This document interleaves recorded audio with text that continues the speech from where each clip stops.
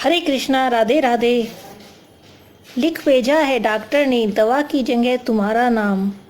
ये भी लिखा है सुबह शाम आठों याम, बस कहते रहो राधे श्याम राधे श्याम राधे श्याम। आज की ये वीडियो कृपा बरसाने वाली कृपामयी श्री राधा रानी के बाल स्वरूप की सेवा पर आधारित है। यूँ तो राधा और कृष्ण एक दूसरे से अलग नहीं अपितु एक ही हैं। फिर भी श्री राधा रानी की सेवा करने का अवसर सबको प्राप्त नहीं होता। अगर आपको ये अवसर प्राप्त हुआ है और आपके घर में श्री राधा रानी का विग्रह है, चाहे वो बाल स्वरूप में हो या युगल स्वरूप में, तो आप बहुत ही किस्मत वाले हैं, बहुत ही भाग्यशाली हैं। लेकिन हम राधा रानी के बाल स्वरूप की सेवा कैसे करें? देखिए, राधा रानी के बाल स्वरूप का विग्रह बहुत ही दुर्लभ है, लेकिन आजकल कुछ घरों में राधा रानी के बाल स्वरूप के विग्रह का दर्शन होने लगा है। राधा रानी के बाल स्वरूप की सेवा विधि काफ़ी कुछ हमारे ठाकुर जी की सेवा विधि से ही मिलती जुलती है। जैसे कि जब भी आप राधा रानी का बाल विग्रह अपने घर में प्रतिष्ठापित करें, तो उनके संग पुत्री का, बहन का, सखी का, जैसा भी आपका भाव हो, एक संबंध बनाएं और उनका एक नाम रखें। लेकिन कुछ विशेष बातें हैं जिनका ध्यान रखना जरूरी है। जैसे जब आप राधा रानी की सेवा करते हैं और सेवा में ही उनके स्नान विधि भी आती है, तो जब आप राधा रानी को स्नान कराएं या वस्त्र धारण कराएं, तो ये कार्य सिर्फ महिलाएं करें। राधा रानी की स्नान विधि में या श्रृंगार विधि में पुरुष हिस्सा ना लें। राधा रानी की सेवा से संबंधित अन्य काम जैसे पूजा करना, आरती करना, भोग लगाना, रात में सुलाना, सुबह में जगाना, घूमने ले जाना, इन सभी कामों में पुरुष भी भाग ले सकते हैं।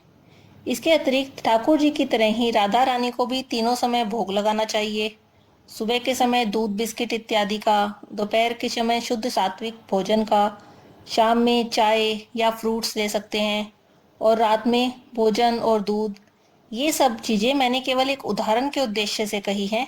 वैसे भोग आप अपनी श्रद्धा और सामर्थ्य के अनुसार ही लगाएं। एक बहुत ही विशेष बात, मान लीजिए आपने राधा रानी को पुत्री भाव से अपनाया है, तो उनके संग पुत्रीवत व्यवहार रखिए। जैसे उदाहरण के लिए कहूँ तो मान लीजिए कि तीज का त्यौहार आ रहा है और आप अपनी पुत्री के लिए नए चूड़ी, कंगन, कपड़े इत्यादि लाते हैं, तो राधा रानी के लिए भी उपहार अवश्य लाइए। इसके उदाहरण के लिए मैं आपको एक कहानी सुनाती हूँ। बरसाने में एक सेठ जी थे जिनका बहुत बड़ा कारोबार था। 3 बेटे थे, बहुएं थी, लेकिन कोई बेटी नहीं थी। उन्हें एक बेटी की कमी बहुत खलती थी। एक दिन एक महात्मा जी से भेंट हुई, तो उन्होंने श्री राधा रानी का बाल स्वरूप सेठ जी को भेंट करते हुए कहा कि चिंता क्यों करते हो, देवी राधा को अपनी पुत्री मानकर इनकी देखभाल करो, इनकी सेवा करो।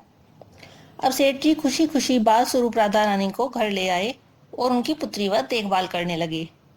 सुबह दुकान जाते तो राधा रानी जी से बोलकर जाते, बेटी मैं दुकान जा रहा हूँ, अभी आता हूँ। रात में राधा रानी को सुलाकर ही आराम पाते। खैर, दिन बीत रहे थे।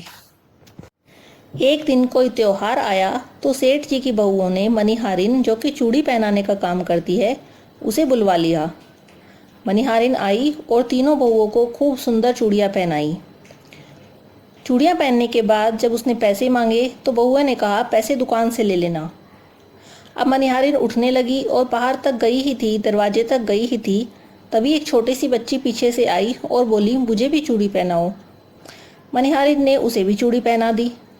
जब उसने पैसे मांगे तो वह लड़की बोली, जहाँ से भाभी की चूड़ियों के पैसे लोगी, वहीं से मेरी चूड़ियों के पैसे भी ले लेना। मनिहारिन ने सोचा, सेठ जी की कोई रिश्तेदार आई है। वो दुकान पर पैसे लेने के लिए पहुंच गई और सेठ जी से कहने लगी कि चूड़ियों के पैसे दे दो। सेठ जी ने तीनों बहुओं के हिसाब से उसे पैसे दे दिए। बोली, 3 नहीं 4 लोगों को चूड़ी पहनाई है। एक लड़की जो रिश्तेदारी से आई है, उसने भी चूड़ी पहनी है।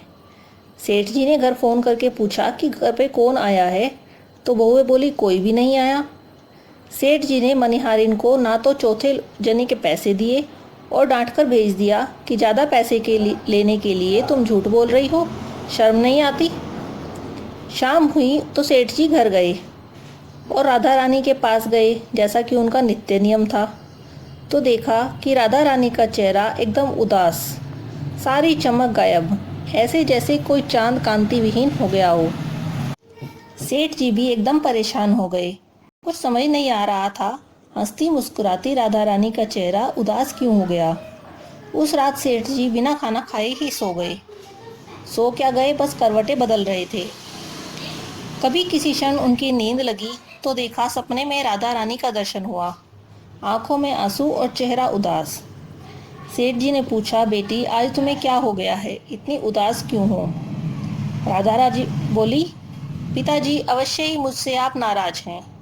तभी तो आपने भाभीयों की चूड़ियों के पैसे दिए और मेरी चूड़ी के पैसे भी नहीं दिए। यही सोचकर आज मैं उदास हूँ। तभी सेठ जी की नींद टूटी, लेकिन आंखों से आंसुओं की धारा नहीं टूटी। भागे भागे मनिहारिन के घर पहुंचे और माफी मांगने लगे। बोले, तुम कितनी किस्मत वाली हो, तुम्हें साक्षात राधा रानी का दर्शन हुआ, तुमने उन्हें चूड़ी पहनाई, जबकि मैं अभागा पिता होकर भी अपनी राधा रानी को भूल गया। तो ये तो थी एक कहानी। अब राधा रानी के बाल स्वरूप के श्रृंगार को लेकर एक और बात है। जब हम राधा रानी के बाल स्वरूप का श्रृंगार करें तो सिंदूर लगाएं या ना लगाएं। देखिए, जैसा कि मैंने पहले भी कहा, राधा रानी के बाल स्वरूप के दर्शन दुर्लभ है, इसलिए इनकी सेवा को लेकर भी कई भ्रांतियां हैं जो अभी फैली हुई हैं। जैसे कि कुछ लोगों का मानना है कि राधा रानी का बाल स्वरूप है तो सिंदूर नहीं लगाना चाहिए, सिर पर चुनरी नहीं रखनी चाहिए, जबकि कुछ लोग इन्हें राधा रानी का पूर्ण स्वरूप मानकर इनका संपूर्ण श्रृंगार करते हैं। अगर इस संबंध में मैं अपने विचार कहूँ तो हमें राधा रानी के बाल स्वरूप की तरह ही सेवा और पूजा करनी चाहिए। अगर आप राधा रानी के पूर्ण स्वरूप की पूजा करना चाहते हैं तो आप उनके युगल स्वरूप की सेवा करें, युगल स्वरूप का विग्रह लाएं। ये मेरा विचार है। बाकी भक्तजन अपनी श्रद्धा एवं प्रेरणा के अनुसार ही व्यवहार करें। आशा है इस वीडियो में दी गई जानकारी आपके लिए यूजफुल रहेगी। आगे अपलोड होने वाली वीडियोस को देखने के लिए चैनल को सब्सक्राइब करना ना भूलें। हरे कृष्णा, राधे राधे।